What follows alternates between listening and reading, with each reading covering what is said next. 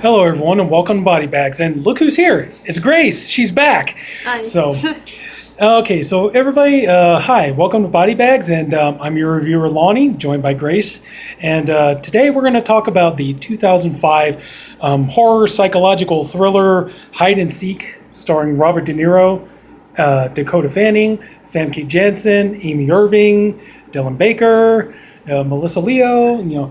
Yeah. We're not gonna. I promise. I'm not gonna sit here and name off the entire cast. I think we Shue. did. Elizabeth Shue. Yeah, and that's kind of my probably my one gripe about the movie is Elizabeth Shue, but we'll get to that.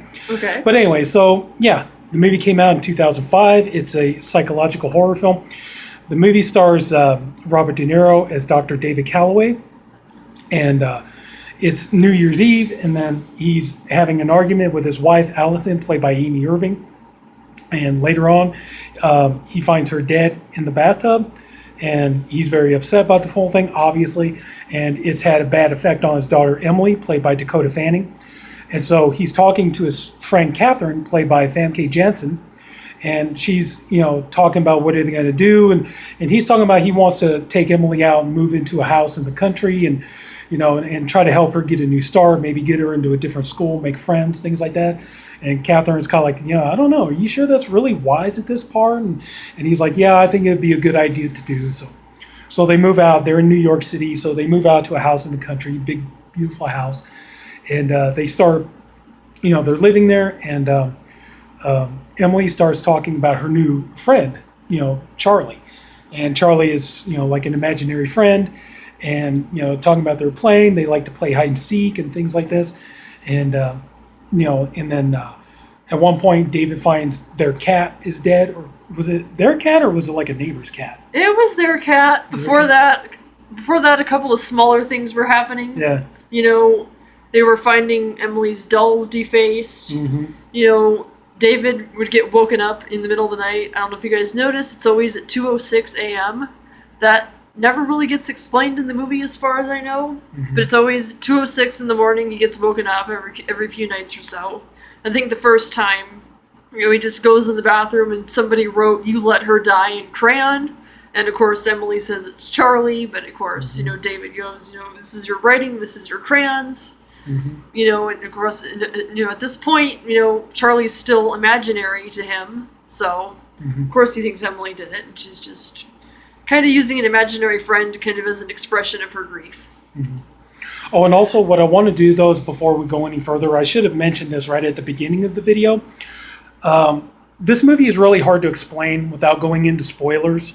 So Grace and I we're going to be mentioning some spoilers, especially with the ending and the alternate endings of the movie.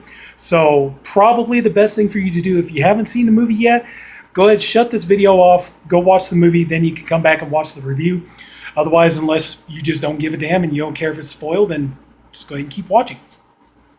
So anyway, as the movie continues on, David meets, I forget the character's name, Elizabeth Shue's character. Yeah, Elizabeth Shue plays somebody named Elizabeth. Easy to remember. Okay. So he meets her and her niece, I believe it was. Yeah. And so the character David decides, well, I think it would be a good idea, to help Emily make friends. And so they try to set up a play date. And so Elizabeth brings her niece over, and they start playing. And then, of course, Emily gets kind of weird and creeps the girl out, and the girl doesn't want to stay there. And but David, he's wanting to make friends too, and he's trying to make friends with Elizabeth. Of course, I think most men want to make friends with Elizabeth Shue. I think that's fair to say. But anyway, so they decide that they're going to have dinner together, and so Elizabeth comes over to the house, and she, she's talking with David, and Emily is there, and Emily just gets really irate with Elizabeth and just mean to her and everything else, and pretty much kind of just chases her off. And so they're arguing and everything else, and David is getting really angry and impatient because he's wanting to know, like, why is Emily behaving the way she's doing, what's going on. And Emily keeps explaining that it's not, a lot of this isn't her fault, it's Charlie's fault, and all this kind of stuff. And he's like, you got to stop this and everything else. And then I think as far as David knows, though, she's still very much grieving the loss of her mother. Yeah. He sees it as, she feels that Elizabeth is trying to replace her mom, and of course that comes out in some very traumatic, grief-stricken ways for a little girl her age. Right. But, of course, Emily's maintaining that it's something bigger than that, and Charlie's pushing her to do these things, and you find out later. Yeah. So anyway, then at one point, Elizabeth comes to the house to make, she wants to make peace with Emily. And, she's all like, what are you doing? And, she's like, I'm playing hide and seek with Charlie. It's like, okay. It's like, so she's like, so she decides, like for the sake of friendship, she's going to go along with it. And so she goes and, she's like pretending she's looking for Charlie and everything else. And she just figures it's an imaginary friend. And, so she's just playing along with it. But then, big scare of the movie is like she opens the closet door and a figure runs, pushes her out the window to her death. And that's what my gripe was with the movie. It was just like, it's like when you grew up in the 80s as I did with Elizabeth Shue and all these movies, like, she was in Back to the Futures 2 and 3. She was in Adventures in Babysitting. Like all these movies, Hollow Man. She's been in so many movies.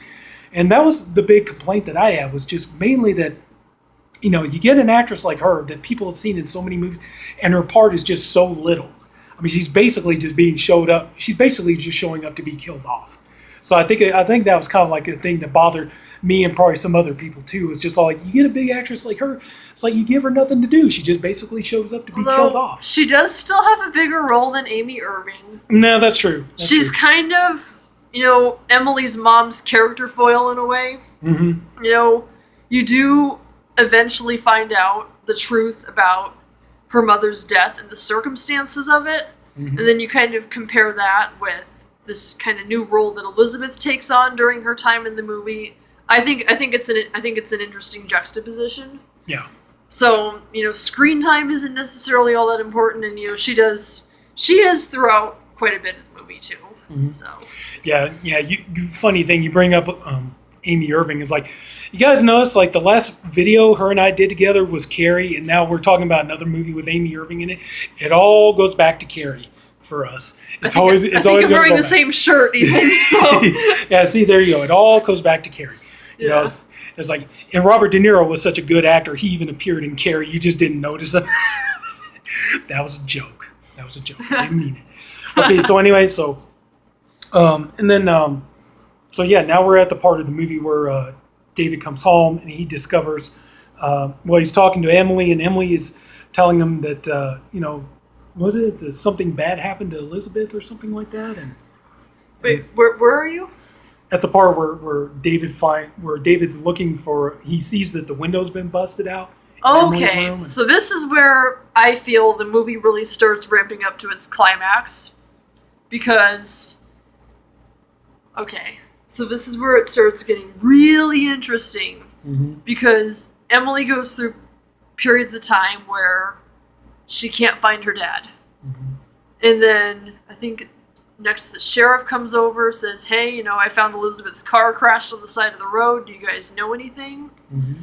And I don't know how much you want to give away here, but this is... Well, I already this said is that really we're where gonna the do movie spoilers, just kind of goes 0 to 60, and then everything kind of starts happening at once. Yeah, so I already gave the spoiler alert, so everybody's pretty much been warned. So, you guys know this is what's coming. So I told you a little while ago, if you didn't want to spoil for you, it'd probably be best turn off the video, go watch the movie. So, because we're gonna have to give away some spoilers on this one, folks. So throughout the movie, you kind of notice that every time you see David in his study, writing in his little journal or doing his work in his little study, those are the times that Emily is supposedly playing with Charlie. And that kind of all comes to a head, and I don't remember exactly when in the movie this happens, but there's a point when David pushes open the door to his study, and none of it has been unpacked. Mm-hmm. And that, so my mom actually had to explain this to me when I was a kid, but it's his realization that he is actually Charlie, and all the times it showed him in his study were in his head, because he never actually unpacked the study. Those were the times when he was out playing with Emily as this alternate personality that sort of formed, that he sort of took on. So in this climactic part of the movie, it really gets interesting because he is really flipping back and forth between David and Charlie, probably the most rapidly you've seen in the movie. Mm-hmm. And you can tell it's basically the person, like the personalities are fighting which one is going to end up being the dominant personality. Which is kind of happening throughout the movie, but I think Elizabeth's death really sets it off. Yeah. So. And then Catherine comes to check in on David and Emily to see how they're doing. So. I think, so before that, David finds Elizabeth's body. So what happens is, I guess, when he's Charlie, he kills Elizabeth. At some point, he becomes David again. Mm-hmm. And at some point, he rounds a corner. Emily's holding up a toy clock where she moved the hands to say 2:06. And that tells David, okay, somebody's in the bathtub, because this is the third time this has happened in the movie at this point. Yeah. And then, he knows the drill, he goes, and there's Elizabeth in the bathtub. Mm-hmm. So that's how he finds her. And then, and then I think it just kind of becomes, and then Sheriff comes over to check things out. At that point, he's Charlie again. He kills the sheriff. Mm-hmm. And then that's when... He's pretty much full-blown Charlie. He's full-blown. And then at some point, Emily manages to call Catherine just before Charlie cuts the phone line. Yeah. She calls Catherine, and then, Catherine's on her way. Yeah. And then we get down to the, so yeah, pretty much we get down to the part where Catherine comes in. Of course, her whole thing, if she could help David, she would do it. And that's the thing, though, too, is even at one point when they go to the cave to try to trick Catherine, Charlie, pretends to be David. Yeah, at that point, he's gotten quite a bit of mastery over his altar. And then it turns out, I believe it was Catherine, got the gun from the sheriff, or was it Emily got the gun from the sheriff? Catherine, because, Charlie, pretending to be David, shoved Catherine into the basement and then locked the door, and that's where the sheriff's dying body happened to be. Yeah.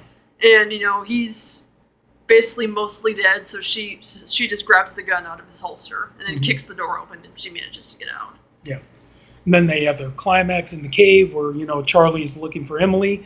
And then, let's see, was it Catherine? Let's see. He tricks Catherine. I remember he tricks Catherine. Again. And then, let's see, I'm trying to remember if it was Catherine or was it Emily who ends up shooting? Oh, Catherine. Catherine did? Okay. Yeah. And so it turns out, sorry guys, but, it's like, and that was the thing, I told her this plenty of times, it's like, the thing that surprised me when we first started watching this movie, as it felt out of place that DeNiro's playing a good guy.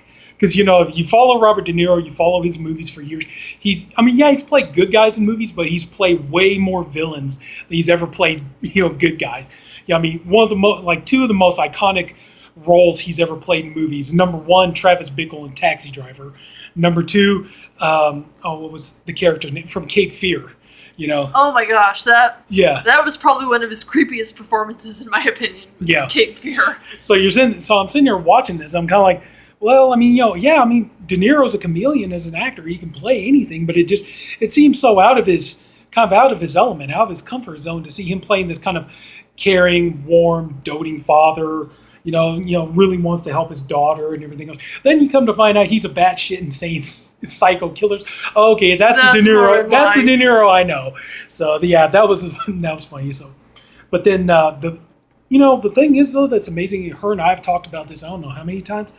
This movie has a total of, I believe it's 5 endings. 5 different altogether. endings.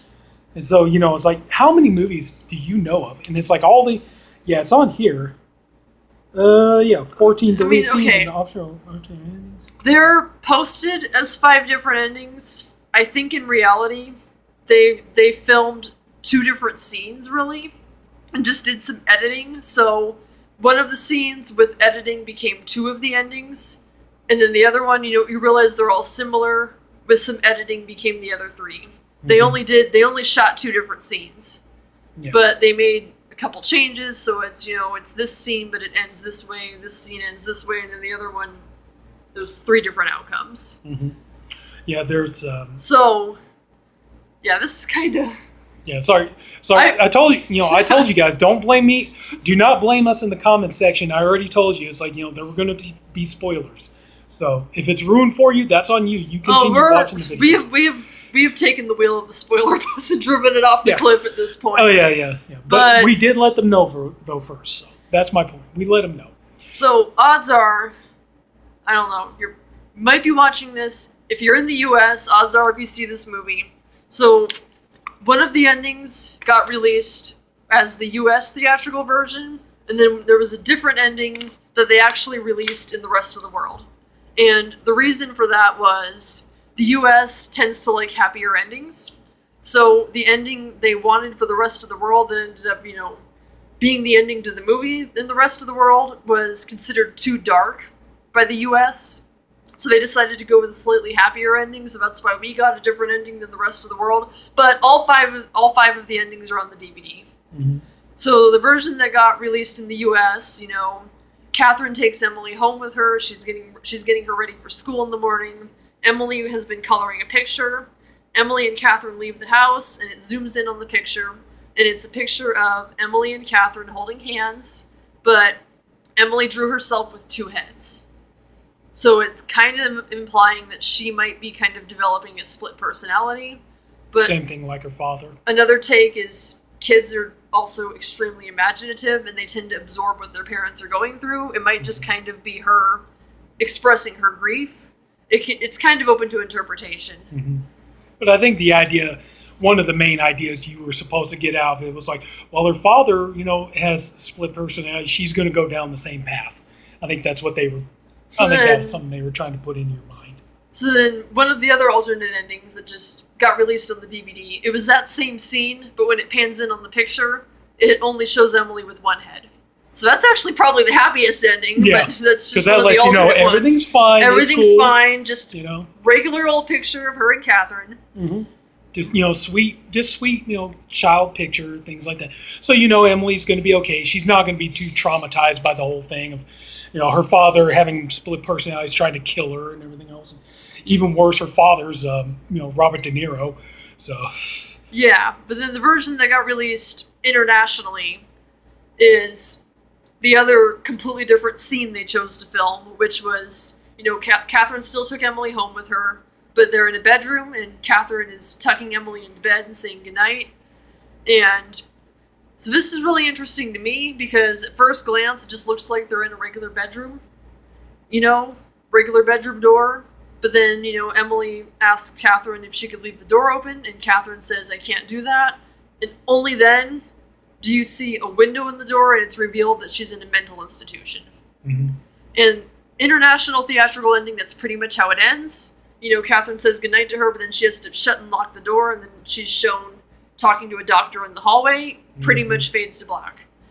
Yeah. Now, the other two endings that come from that same scene, another one, she's still in the mental institution, but after Catherine leaves, she kind of plays a little game of hide and seek with herself, and then she counts to 10, opens her closet door, looks in the mirror, and says, there you are. Mm-hmm. So it's just a little bit different. And then the other one, same scene, shot in the same bedroom, but it's not a mental institution. So you never see the window in the door, and she is just at Catherine's house, in her bedroom, and, Catherine leaves, and she still plays the game of hide and seek with herself. Mm-hmm. That's my favorite ending, personally. It's yeah. one of the happier ones. I felt the mental institution scenes especially were kind of wrongly handled, in my opinion. I don't think Emily should have gone to a mental institution. I mean, it wasn't her who went crazy, it was her dad. Yeah. I think she needed to be taken home and loved and given support. That's just my opinion. You could maybe say something like, okay, yeah, she maybe did, like right after the events, then maybe they took her there for just, like psychological tests and find out that she's okay.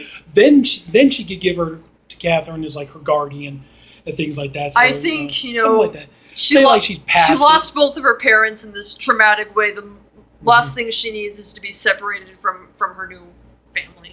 Yeah.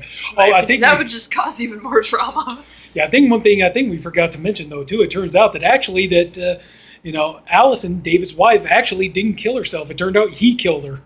That shouldn't come as a shock once you find out that once you kind of go he's down the that bad path guy in and the movie. stuff.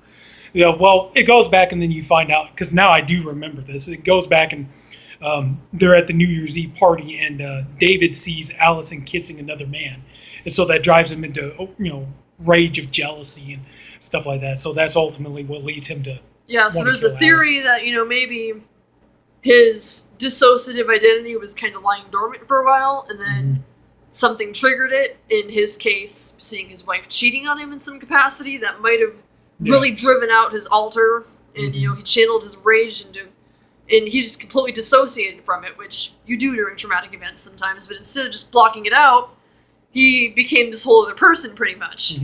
Basically, it's like it's what we've seen in a number of psychological horror movies, going all the way back to Psycho.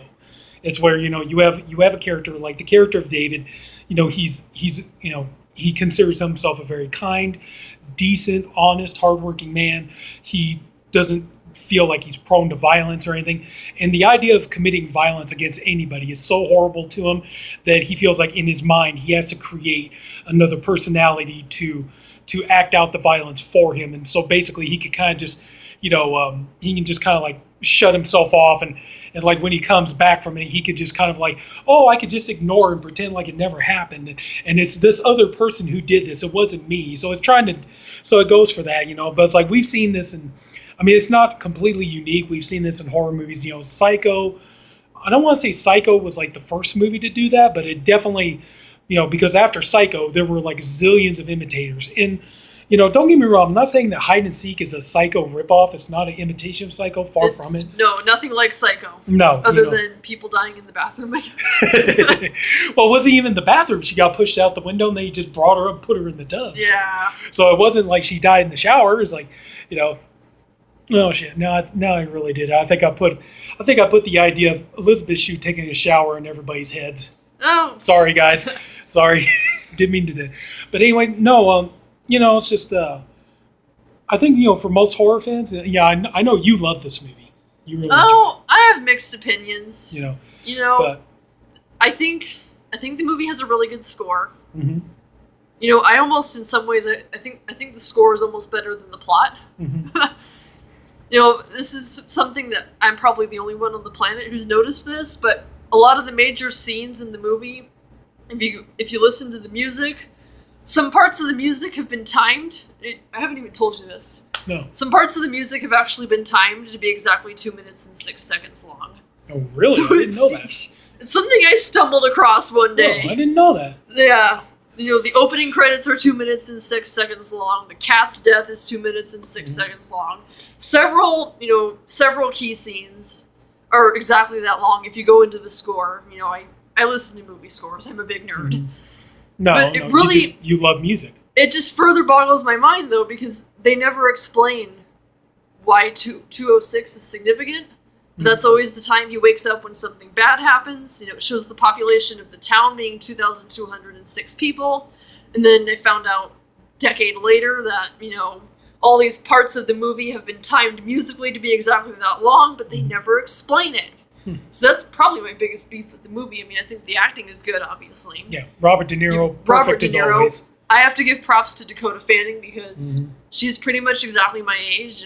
I kind of grew up alongside her, and she's been incredible since she was a little toddler. She's always had incredible acting talent. For someone her age. Yeah. And you hear that a lot about her, but it's true. I have to admit, though, you've heard me say this before. It's like there have been movies where I've seen Dakota Fanning where it's like, to me, it's like her character was incredibly annoying, and I do have to admit, I kind of like her. As far as acting talent goes, I like her sister Ella Fanning a little bit more. Ella Fanning's pretty good, especially like the Francis Ford Coppola movie she did, Twixt, with Val Kilmer. She was very good in that movie. But Dakota Fanning is like, I remember watching her in like the Spielberg version of War of the Worlds, and it's like, where she's just in her, I want my mom! Yeah! Well, that's not Dakota Fanning being annoying. That's her character being annoying. Yeah, but you're watching that movie. I hate to say it, I know everybody hated, was it Scary Movie 4? Yeah, Scary Movie 4. Everybody hated Scary Movie 4, but I was like, I just remember watching Scary Movie 4, and they were parodying that Spielberg's version of War of the Worlds. And you see the girl who's supposed to be Dakota Fanning's character, and she's just getting the shit knocked out of her and stuff like that. And you're kind of like, that makes up for Dakota Fanning being annoying in that movie. And also, too, is I don't know if you ever saw Cat in the Hat with Mike Myers. Oh, that movie was just terrible. Dakota Fanning had nothing to do with it. That movie was just awful. Just kind of like her whole character in there was just kind of like, I want to make cupcakes. It's like, I don't know, just, I don't know. Like, that movie should never have been made. It's like actually, though, it's like it's like if I ever get a chance, if we ever get a chance, I'd like to show you Once Upon a Time in Hollywood because Dakota Fanning is in the movie and she's not in there very long, but boy, she does make an impression in that movie. I'll tell you that much. No, just her acting abilities.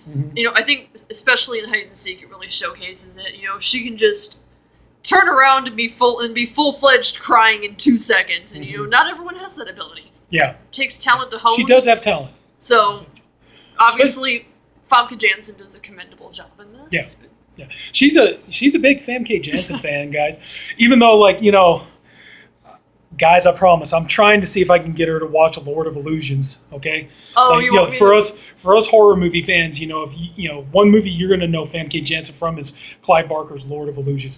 Also, I knew about that movie. I haven't seen it. It's good. Yeah, it's good. It's kind of like a ghost story, cult story mixed with like a detective story. It's kind of like a mismatch of different genres, but it's really good, and she's really good in it. It's kind of like it almost goes into like film noir territory because you have Scott Bakula's character as a detective, and it's like it's kind of like those detective stories you hear about. It's like here she is, in she walked in, she was beautiful, she could kill you with just one look, kind of like that old kind of like pulp noir kind of thing to it, but she was really good in that. Yeah. Also, I was like, now that I think about it, I'm looking at the House on Haunted Hill poster, and she was in the remake of that, and I was like, man, we could watch that sometime, but I gotta be honest, guys, I was never a big fan of the House on Haunted Hill remake. That's just me. Yeah, I could go without that. Hide and Seek is actually the first movie. The first movie I saw her in. Of course, I've seen countless other works of hers since then. But yeah, I think she's a great actress. She did a good job in this movie. So, like I said, the acting is really good in this movie. The music, I think, was really well done, almost too well done. They did all this stuff with the timing and then never explained it. But also, too, just and also too, this movie does have a really good cast. I was just right before we started the video, I was looking that up. I was telling her, I was like, oh my God, Melissa Leo is in this, and going back to Carrie again. I was just telling her right before we started the video that it's like I need one of these. If I ever get a chance, I need to show her the movie Red State. Because if you saw Melissa Leo's character in Red State, she would have been perfect to play Margaret White in a remake of Carrie. Just her religious fanatic character in that movie, she would have been perfect for that. But anyway, but Melissa Leo is in it. Dylan Baker plays the sheriff. Dylan Baker, oh my God, you see him in just about everything anymore. Yeah. Robert John Burke, who, us horror movie fans, we remember him from RoboCop 3. Who did he play? He played the neighbor.